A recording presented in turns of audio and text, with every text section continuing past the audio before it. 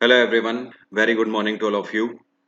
आज दिन की शुरुआत करेंगे 6 मार्च 2021 के इम्पोर्टेंट करंट अफेयर के साथ। पीडीएफ आप डाउनलोड कर सकते हो, वीडियो के डिस्क्रिप्शन बॉक्स में पीडीएफ का लिंक है, डायरेक्टली आप वहां से डाउनलोड कर सकते हो। ऐसे स्टूडेंट जिन्होंने अभी तक मेरा टेलीग्राम चैनल नहीं ज्वाइन किया है, तो टेलीग्राम का लिंक भी वीडियो के डिस्क्रिप्शन बॉक्स में है, आप वहां से मेरा टेलीग्राम चैनल भी ज्वाइन कर सकते हो। साथ में आप लोग ये जरूर एश्योर कर दें, जाहिर सी बात है अभी जो आप करंट अफेयर पढ़ रहे हो या आप इस चैनल पे पढ़ रहे हो, मेरे दो चैनल हैं, वरुण अवस्थी करंट अफेयर और एक दूसरा चैनल है वरुण अवस्थी। ये जो ऊपर वाला चैनल है ये पुराना चैनल है, इसमें मैं history, polity, geography, science, economics सब के मिले जुले मैं आपको यहाँ पर क्लासेस देता हूँ और साथ में स्टैटिक जीके के भी क्लासेस कराता हूँ। लेकिन ये वाला जो है जहां पर आप करंट अफेयर देख रहे हो, यहाँ पर सिर्फ और सिर्फ करंट अफेयर की ही क्लासेस होती है। तो आप ये एश्योर कर लीजिए कि आप दोनों चैनल जरूर सब्सक्राइब कर लीजिए ताकि आपको सभी क्लासेस का फायदा मिल सके। स्टार्ट करते हैं आज का क्वेश्चन। पहला क्वेश्चन है, Arcelor Mittal is going to invest rupee 50,000 crore to set up steel plant in which state. Arcelor Mittal बहुत ही जल्द 50,000 करोड़ करोड़ रुपए इन्वेस्ट करके एक स्टील प्लांट की स्थापना करेंगे, कौन से राज्य में? तो ये स्थापना करने जा रहे हैं उड़ीसा राज्य के अंदर। इसके लिए अभी हाल ही में आर्सेलर मित्तल और नवीन पटनायक के बीच में एक पैक्ट साइन हुआ है, जिसके तहत इस बात की श्योरिटी दी गई है कि आगे आने वाले टाइम में आर्सेलर मित्तल बहुत ही जल्द एक स्टील प्लांट बहुत बड़े लेवल पर खोलने वाले हैं उड़ीसा राज्य के अंदर। उड़ीसा में इसको कहां पर खोला जाएगा? तो जो लोग उड़ीसा से बिलोंग करते हैं उन्हें पता होगा, वहां पर एक डिस्ट्रिक्ट है जिसको बोलते हैं केंद्रपारा डिस्ट्रिक्ट। क्या बोलते हैं? केंद्रपारा डिस्ट्रिक्ट। तो वहां पर इसको खोला जा रहा है 50,000 करोड़ की लागत से। आर्सेलर मित्तल की बात करें तो ये कंपनी लक्ष्मी मित्तल की है। लक्ष्मी मित्तल ही इसके सीईओ हैं और इनके द्वारा इसकी स्थापना साल 2006 में करी गई थी। इन्होंने इसका हेडक्वार्टर बनाया हुआ है लग्जमबर्ग में। कहां पर? लग्जमबर्ग। और लग्जमबर्ग की सिटी की कैपिटल क्या है? Luxembourg city. उड़ीसा में गवर्नर है गणेशी लाल। तमिलनाडु में ईके पलानी स्वामी की सरकार है और गवर्नर है बनवारी लाल पुरोहित। गुजरात में विजय रूपानी की सरकार है, गवर्नर है आचार्य देवव्रत। कर्नाटक में बी एस येदियुरप्पा की सरकार है और गवर्नर है वजुभाई वाला। अगला क्वेश्चन है, ये कौन सा भारत का शहर है जिसने अभी हाल ही में ईज ऑफ लिविंग इंडेक्स 2020 को टॉप किया है? ये जो इंडेक्स है ईज ऑफ लिविंग इंडेक्स 2020, इसको लॉन्च किया गया है ministry of housing and urban affairs के द्वारा। तो इसको इस बार टॉप किया गया है बेंगलोर के द्वारा। और आपको बता दूं, बेंगलोर के साथ शिमला भी नंबर 1 पे रहा। ये जो ईज ऑफ लिविंग इंडेक्स 2020 है, इस लिविंग इंडेक्स का मतलब क्या है? इसका मतलब ये है कि ये बताया गया है कि भारत में कौन से शहर, एक सर्वे किया गया जिस पर यह पता लगा कि भारत में ऐसे कौन से शहर है जहां पर लोग सबसे बेहतर लाइफस्टाइल पसंद करते हैं, या फिर भारत के लोग कहां पर रहना ज्यादा पसंद करते हैं। तो बेंगलोर और शिमला नंबर 1 पे रहा। नंबर 2 पे पुणे, नंबर 3 अहमदाबाद, फिर चेन्नई, सूरत, नवी मुंबई, कोयम्बटूर, वडोदरा, इंदौर और ग्रेटर मुंबई। ये टॉप 10 मैंने आपको दिए हुए हैं, एटलीस्ट टॉप 5 आप याद रखने की कोशिश करिएगा, ठीक है। और ministry of housing and urban affairs किसके पास है? इसके मिनिस्टर हैं इस टाइम पे हरदीप सिंह पुरी। अगला क्वेश्चन है, अभी हाल ही में वर्ल्ड बुक फेयर 2021 का शुभारंभ कौन से शहर में किया गया है? वैसे आपको बता दूं, वर्ल्ड बुक फेयर हमेशा नई दिल्ली में ही होता आया है, इस बार भी इसकी शुरुआत नई दिल्ली में ही करी गई। आपको ध्यान रखनी है इसकी थीम। साल 2021 की वर्ल्ड बुक फेयर की थीम क्या है? इसकी थीम है नेशनल एजुकेशन पॉलिसी 2020। बहुत इंपॉर्टेंट चीज है, ध्यान रखना। आपसे पूछ सकता है वर्ल्ड बुक फेयर 2021 की थीम क्या थी, तो आंसर आपको रटा होना चाहिए नेशनल एजुकेशन पॉलिसी 2020। जी हाँ, ये 2020 है, 2021 मत करिएगा, ठीक है। और अगर बात करी जाए तो इसका शुभारंभ किसके द्वारा किया गया? हमारे एजुकेशन मिनिस्टर रमेश पोखरियाल के द्वारा इसका शुभारंभ किया गया। और ये कब से कब तक चलेगा? ये 6 मार्च से स्टार्ट हो रहा है, मतलब कल के दिन इसका शुभारंभ हो चुका है, आज सुबह से ये स्टार्ट हो रहा है और 9 मार्च तक ये चलेगा। इस बार वर्ल्ड बुक फेयर का कौन सा एडिशन हो रहा है? इसका 29वां संस्करण इस बार हो रहा है। तो इतना ही सारी डिटेल आपको ध्यान रखनी है इससे रिलेटेड। अगला क्वेश्चन है, which country has launched it's national application portal जिसका नाम है bdapps.com। आपसे कह रहा है ये कौन सा देश है जिसने अभी हाल ही में इनका एक राष्ट्र का, मतलब पूरे देश भर का एक एप्लीकेशन पोर्टल लॉन्च किया है। और इस पोर्टल का नाम क्या है? इसका नाम है bdapps.com। तो आप नाम से ही समझ गए होंगे, बीडी का मतलब यहाँ पर क्या है, बांग्लादेश। बांग्लादेश के द्वारा अभी हाल ही में bdapps.com लॉन्च किया गया है। इसके तहत इन्होंने एक ऐसा पोर्टल बनाया है, मतलब एक ऐसी वेबसाइट बनाई है जिसके अंदर 23,000 एप्लीकेशंस हैं।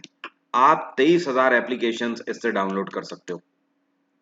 इसको बनाने के लिए 12,000 डेवलपर्स लगे हुए हैं। तो 12,000 डेवलपर्स की मदद से 23,000 एप्लीकेशंस कंटेन करने वाला एक प्लेटफॉर्म जिसका नाम है bdapps.com, इसको बांग्लादेश में शेख हसीना की सरकार के द्वारा अभी हाल ही में लॉन्च किया गया है। और इनकी पार्टी का नाम क्या है, आवामी लीग। बांग्लादेश की कैपिटल है ढाका, भारत की है नई दिल्ली, बरमूडा की कैपिटल है हैमिल्टन, क्या है, हैमिल्टन। और वेटिकन सिटी की कैपिटल क्या है, कोई मुझे कमेंट बॉक्स में बता सकता है? अगर आपको पता है तो वेटिकन सिटी की कैपिटल मुझे बताइए। वैसे मैं आपको बता दूं, वेटिकन सिटी की कैपिटल वेटिकन ही है। ओके, अगला क्वेश्चन है, ये कौन सा इंस्टीट्यूट है जिसने अभी हाल ही में 2021 की क्यूएस वर्ल्ड यूनिवर्सिटी रैंकिंग में टॉप किया है? देखो, क्यूएस वर्ल्ड यूनिवर्सिटी रैंकिंग एक रेटिंग एजेंसी है जो कि पूरी दुनिया भर में एक सर्वे करते हैं और उसके तहत रिपोर्ट्स के आधार पर लिस्टिंग करते हैं कि दुनिया भर में बेस्ट यूनिवर्सिटीज पढ़ाई के लिए कौन सी है। तो क्यूएस वर्ल्ड रैंकिंग 2021 में टॉप किया है मैसाचुसेट्स इंस्टीट्यूट ऑफ टेक्नोलॉजी ने। एमआईटी की अगर बात करें तो ये कहाँ की है, ये अमेरिका की है। तो एमआईटी रही नंबर 1 पे। नंबर 2 पे रही स्टैनफोर्ड यूनिवर्सिटी, ये भी अमेरिका की है। और नंबर 3 पे रही यूनिवर्सिटी ऑफ कैम्ब्रिज, ये ब्रिटेन की है। तो ऊपर से जो 3 लिखी हुई हैं ये टॉप 3 ही मैंने लिख रखी है, आपको ध्यान रखना है। एमआईटी रहा नंबर 1 पे, 2 पे स्टैनफोर्ड और 3 पे यूनिवर्सिटी ऑफ कैम्ब्रिज। ये दुनिया की 3 सबसे बेहतर यूनिवर्सिटी क्यूएस वर्ल्ड रैंकिंग 2021 में बताई गई हैं। अब सवाल ये उठता है कि इस लिस्ट में टोटल कितनी यूनिवर्सिटी शामिल करी गई? टोटल 1,000 यूनिवर्सिटी शामिल करी गई हैं, जिसमें टॉप 3 आपके सामने है। अब दूसरा सवाल यह होता है कि क्या टॉप 100 में कोई भारतीय यूनिवर्सिटी है? तो इस बार कोई भी भारतीय यूनिवर्सिटी टॉप 100 में नहीं है। कौन सा भारत का इंस्टीट्यूट इस लिस्टिंग के तहत सबसे बेहतर बताया गया है? यह है आईआईटी बॉम्बे। आईआईटी बॉम्बे को कौन सी रैंकिंग मिली है 1,000 में? आईआईटी बॉम्बे को 172वीं रैंकिंग मिली हुई है, 172nd।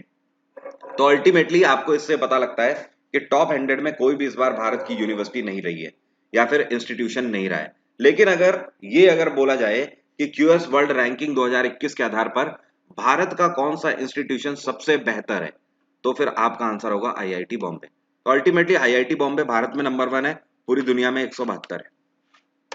अगला क्वेश्चन है, which city has topped municipal performance index 2020 released by ministry of housing and urban affairs. आप देख रहे हो आज के सेशन में काफी इंपॉर्टेंट क्वेश्चन निकल के आ रहे हैं क्योंकि इंडेक्सिंग से रिलेटेड क्वेश्चन है और इंडेक्स बहुत ज्यादा पूछता है एसएससी, ध्यान रखना है। चाहे कोई भी हो, एफकैट में पूछता है, सीडीएस में पूछता है, कोई भी एग्जाम हो, हर जगह पर इंडेक्सिंग बहुत पूछी जाती है। क्वेश्चन का मतलब यह है कि ministry of housing and urban affairs के द्वारा अभी हाल ही में म्युनिसिपल परफॉर्मेंस इंडेक्स जारी किया गया।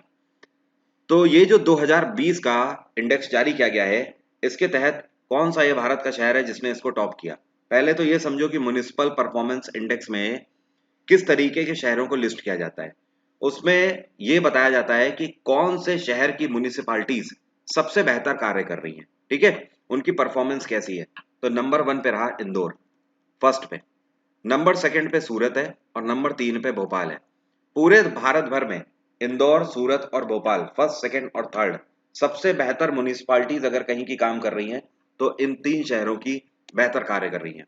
ये जो इंडेक्सिंग जारी करती है ministry of housing and urban affairs, इसका मेन मकसद यही है कि इसके अलावा और जो म्युनिसिपालिटीज हैं वो अपनी रैंकिंग देख लें और ये उनको आइडिया हो जाए कि किस तरीके से आगे उन्हें फ्यूचर में डेवलपमेंट करना है और अल्टीमेटली वो कहाँ पे स्टैंड कर रहे हैं। Ministry of housing and urban affairs के मिनिस्टर कौन है? ये हैं हरदीप सिंह पुरी। अगला क्वेश्चन है, ये कौन सी स्पेस एजेंसी है जिसने अभी हाल ही में सफलतापूर्वक स्टारशिप SN10 नाम का एक रॉकेट सिस्टम टेस्ट किया है? तो स्टारशिप SN10 नाम का रॉकेट अभी हाल ही में सफलतापूर्वक टेस्ट किया गया है स्पेस एक्स के द्वारा। देखो, अगर अमेरिका में बात करें तो अमेरिकन स्पेस एजेंसी नासा है, हम सबको पता है। लेकिन स्पेस एक्स जो है ये भी अमेरिका की ही स्पेस एजेंसी है, बस दोनों में अंतर यह है कि नासा गवर्नमेंट एजेंसी है और स्पेस एक्स प्राइवेट एजेंसी है। स्पेस एक्स के मालिक कौन है? ये हैं एलोन मस्क। अब ये जो रॉकेट अभी हाल ही में सफलतापूर्वक लॉन्च किया गया, जिसका नाम है स्टारशिप SN10, इसकी खास बात क्या है इस रॉकेट की? इस रॉकेट की खास बात यह है कि ये हायर एल्टीट्यूड पे तो जाएगा ही जाएगा, मतलब ऊपर तो जाएगा ही जाएगा, साथ में ये लैंड में भी ब्लॉक कर सकता है। मतलब कहने का कि आप इसे जब चाहो तब वापस भी बुला सकते हो, ये लैंड पे लैंड कर जाएगा। बात आ रही है समझ? ये इसका मतलब ये इसका एट्रीब्यूट है एक तरीके से, ये लैंडेड बैक रॉकेट है, ये वापस भी आ सकता है। ओके, इसका यूज इस तरीके से भी किया जा सकता है कि दुश्मन को चकमा देने के लिए, क्या आपने कोई भी पेलोड इसमें भेजा, ऊपर की तरफ पहले जा रहा है, ये पहले ध्यान भंग करेगा और उसके बाद सीधे अपने टारगेट पे जाके गिरेगा। बात आ रही है समझ? और साथ में इतना ही नहीं, इस रॉकेट की खास बात यह है कि ये किसी भी पेलोड को मून और मार्स, मतलब चांद तक और मंगल ग्रह तक, दोनों तक ले जाने के लिए सक्षम है।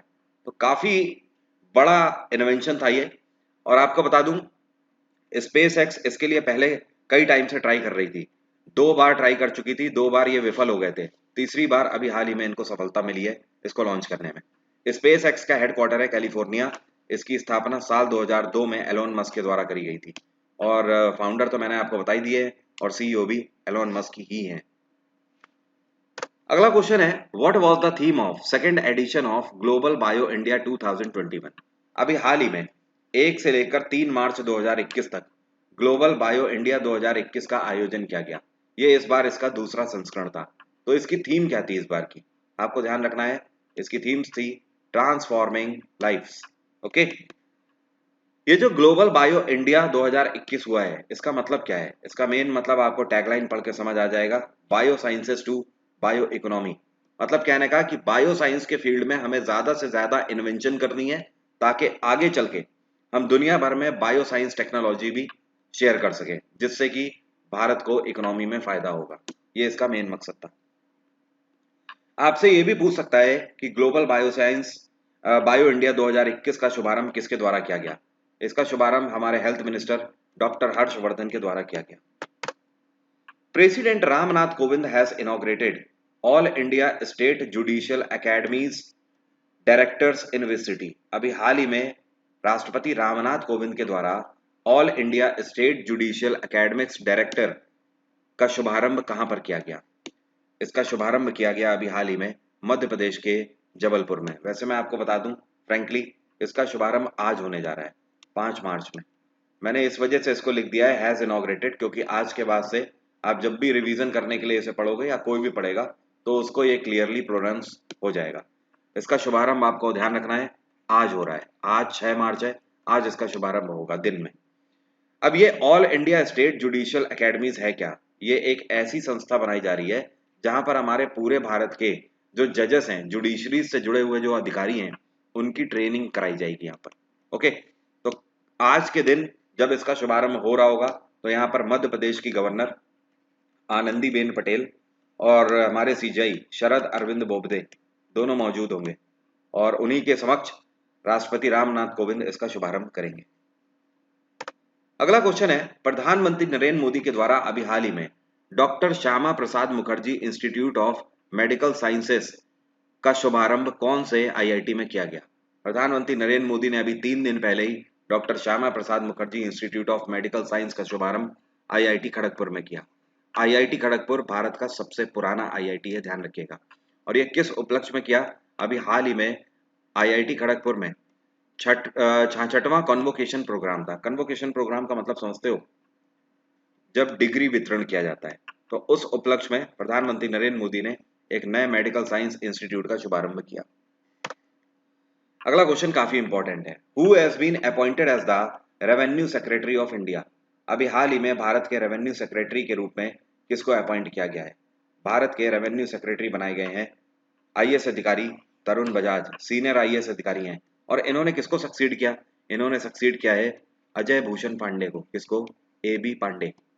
AB पांडे अभी हाल ही में रिटायर हुए हैं 28 फरवरी को और 1 मार्च से तरुण बजाज जी ने ज्वाइन कर लिया है रेवेन्यू सेक्रेटरी ऑफ इंडिया के रूप में।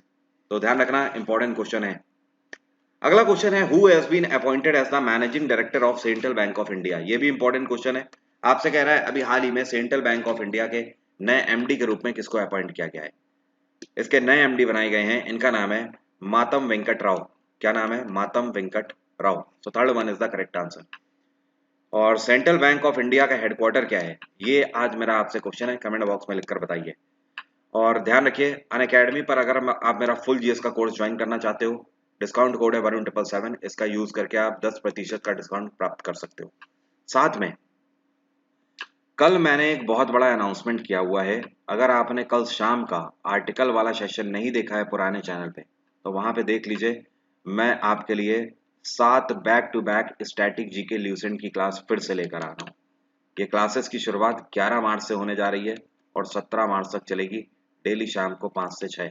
अगर आप इसका लाभ उठाना चाहते हैं तो कल शाम वाला जो वीडियो है पुराने चैनल में, जो मैंने 8:30 बजे क्लास ली है इंपॉर्टेंट आर्टिकल की, उसको जरूर देखिए। आपको पता लग जाएगा, उसके डिस्क्रिप्शन में मैंने लिंक शेयर किया हुआ है। Thank you so much, have a nice day, take care, bye bye, धन्यवाद।